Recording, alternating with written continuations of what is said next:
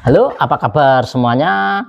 Untuk rekan-rekan semuanya, Assalamualaikum warahmatullahi wabarakatuh, dan juga Shalom, Om Swastiastu, Namo Buddhaya, dan juga salam sejahtera untuk kita semuanya. Oke, kali ini kita akan membahas tentang timnas Indonesia yang di sini ini ada pemain dari Cina. Ini salah satu pemain Cina ini ada suatu masalah untuk dari timnas Cina ini ya.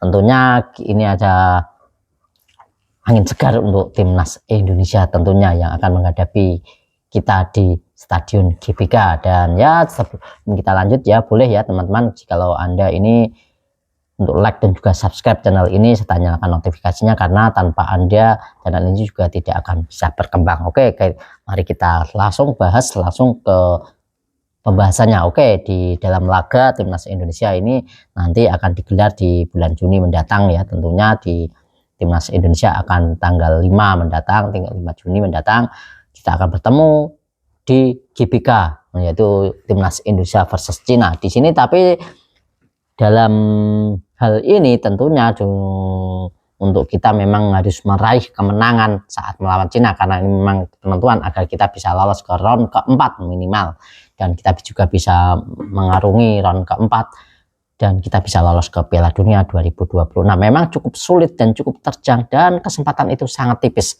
Tapi yakinlah kita akan bisa untuk meraih kemenangan itu. Dan di sini ada satu hal yang dari permasalahan dari timnas Cina, tentunya di sini ada sejumlah kerugian besar yang bakal ditanggung timnas Cina, karena memang salah satu pemainnya yang akan bertanding ke Jakarta pertama, yaitu ada Behram Aduweli, ini tidak akan bisa bermain setidaknya 4 pertandingan laga. Ada pertandingan laga karena mendapatkan scoring ataupun skors dari Liga Cina ya, di skors selama 4 laga tidak bermain, tidak diperbolehkan bermain di Liga Cina itu sendiri. Dan ia juga didenda juga ya sekitar berapa ya, 163 yuan atau berapa itu ya, kita kurang begitu tahu. Dan kemudian ia Cina juga ini memang Liga Cina melarang pemain yang bernama Abduweli. Ini adalah Abduweli ini siapa sih? Abduweli ini adalah salah satu, dia adalah pemain yang dulu mencetak gol ke gawang timnas kita, yang mengancam gawang timnas kita, yang membobol gawang timnas kita. Ia adalah sudah bermain untuk timnas Cina dan sudah mengantongi 2 gol untuk timnas Cina. Dan akibatnya Aduweli ini diskores ada 4 ronde. Berarti di sini kalau Aduweli ini diskores 4 pertandingan, tentunya sampai bulan Juli, tentunya di sini bahwa saat bermain untuk timnas Cina saat melawan timnas Indonesia mendatang, ini adalah untuk Aduweli sendiri ini belum merasakan sentuhan di klubnya, karena ya tidak bisa bermain ya. Tentunya di sini ya agak kagok karena sudah lama tidak bermain.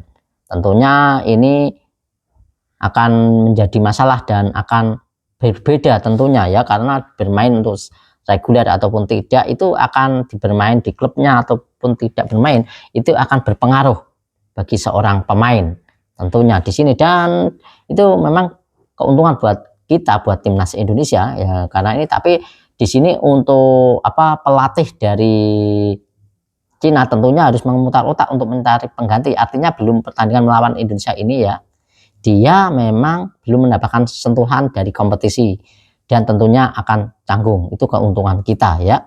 Dan ya di sini untuk pemain-pemain tentu ada dari pelatih dari Branko Infovic ya, dari Branko Ivankovic ini, pelatih dari Cina ini tentunya juga akan mencari pengganti yang potensial untuk menggantikan dari Abduweli jika memang Abduweli tidak dipasang, karena memang ya di kompetisinya tidak mendapatkan bermain tentunya dan akan canggung tentunya. Dan tentunya di sini juga Abduweli tentunya bisa saja diganti ataupun ya didudukan di bangku cadangan bisa saja, tapi juga bisa saja dipasang, tapi dengan resiko hal itu tadi akan ada kecanggungan dan ketidakbiasaan bola menyentuh bola, itu juga yang akan mengakibatkan tentunya merugikan timnas Cina tentunya. Dan kemudian problem ini adalah karena ketajaman tentunya akan berkurang. Jika memang tidak reguler bermain di klub, itu tentunya ketajaman dari pemain sendiri untuk mencetak gol itu tentunya akan berkurang, apalagi seorang striker tentunya. Tapi di sini nanti juga Marcelino Ferdinand juga tidak bisa bermain ya untuk timnas Indonesia, dan ini juga sumber masalah juga untuk timnas Indonesia, juga untuk Patrick Kluivert, karena Patrick Kluivert harus mencari pengganti dari Marcelino Ferdinand tentunya. Tapi di sini memang di sini ada opsi, yaitu ada kemarin ya, ada opsi pemain dari Liga 1 juga ya.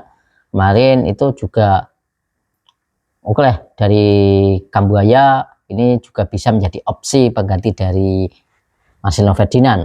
Ataupun kita juga bisa kemungkinan besar juga kita ada pemain baru yang striker baru di pertandingan saat Cina, tapi kita belum tahu siapa pengganti ataupun pemain baru ini nanti kita juga belum tahu, karena memang informasi yang memang juga belum valid dan juga saya belum berani untuk menginfokan tentunya ya.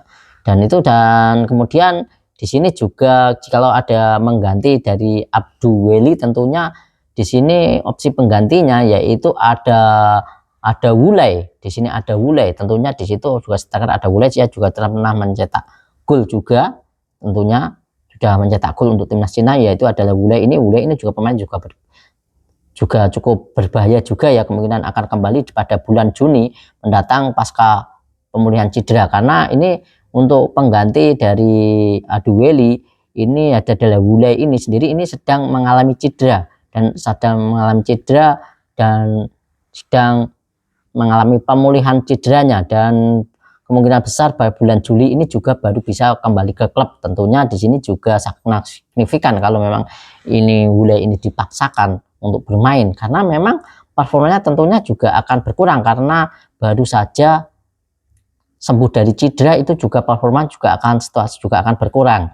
Dan tentunya ini membuat situasi dari timnas Cina juga akan semakin sulit tentunya, dan memang ini ya keberuntungan lah untuk timnas kita. Tapi kita tidak boleh menganggap remeh Cina, dan sebagai pengalaman saat kita menganggap remeh ya, kita sebagai pengalaman yaitu pada saat kita lawan Australia ya, kita meremehkan Australia dan kita terlalu percaya diri, itu berakibat yang fatal. Seperti kita melawan Australia itu kan banyak ya, total ada 10 pemain ataupun 11 pemain yang cedera, yang tidak bisa membela timnas Australia, tapi kita malah dibantai 5-1. Bayangkan hal itu ya, dan sangat-sangat tidak masuk akal.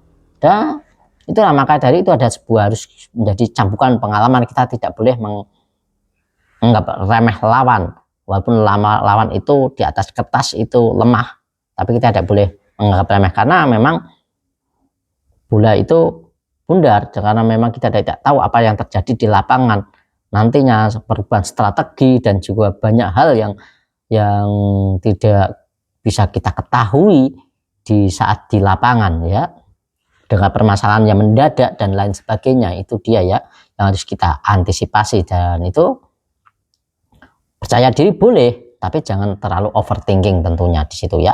Dan itu ya keuntungan buat timnas Indonesia, karena ada pemain juga yang baru cedera, yang juga baru sembuh untuk dari segi striker. Tapi kita tetap waspada, karena memang 3 poin saat di GBK itu harga mati untuk timnas Indonesia agar bisa lolos ke Piala Dunia, tentunya agar kita bisa paling tidak lolos ke ronde keempat, dengan harapan juga untuk Arab Saudi dan juga Australia nanti bisa tertahan atau bisa tersyok-syok mendatang. Itulah ya, nasib dari Indonesia memang tipis, tapi kesempatan itu ada. Terima kasih untuk teman-teman semuanya yang sudah like dan juga subscribe. Saya ucapkan banyak terima kasih. Yang belum like dan juga subscribe, silahkan like dan juga subscribe-nya. Terima kasih teman-teman semua, dan salam sepak bola, salam sehat selalu.